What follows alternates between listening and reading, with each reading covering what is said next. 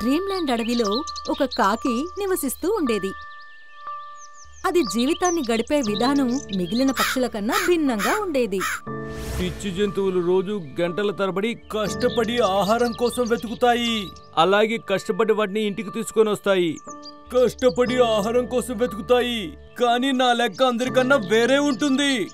పిచ్చుక ఒక పండుని ఎంతో కష్టపడుతూ దాని కాళ్లతో పట్టుకుని అది గూటికి తీసుకురావడం ఆ కాకి చూసింది.